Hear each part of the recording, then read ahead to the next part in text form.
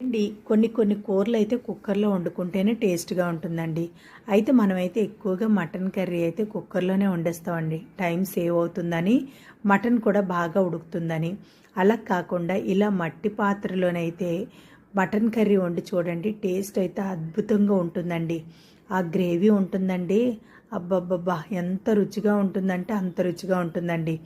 మట్టి పాత్రలోకి అయితే ఆయిల్ వేసుకొని సన్నగా కట్ చేసుకున్న పచ్చిమిరపకాయలు, సన్నగా కట్ చేసుకున్న ఉల్లిపాయ ముక్కలు కూడా వేసుకొని, ఉల్లిపాయ లైట్గా ఫ్రై అయింది అనేటప్పుడు కేజీ మటన్ అండి కడిగి ఉంచుకున్నాను.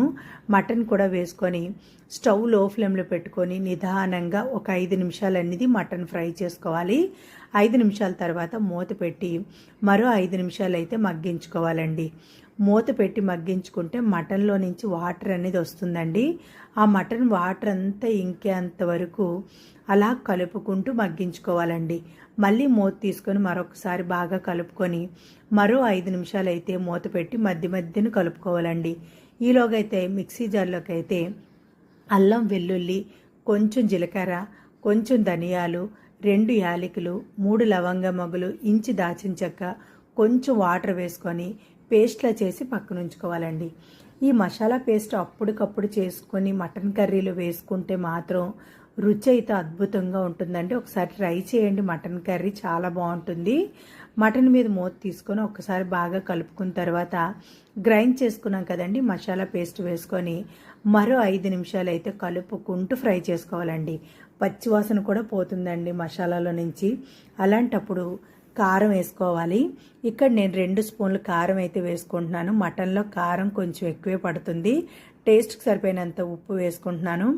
ముందు చాలా వీడియోలో చెప్పానండి ఇంట్లో ఆడించుకున్న కారం అన్ని, అందుకోసం పసుపు అనేది వేసుకోలేదు. పసుపు అనేది అందులోనే వేసుకొని ఆడించుకున్నాం. అయితే కారం టేస్ట్కి సరిపోయినంత ఉప్పు వేసాం కదండి, వెంటనే కలపకుండా మూత పెట్టి మరో 5 నిమిషాలు అయితే అలాగ వదిలేయాలండి.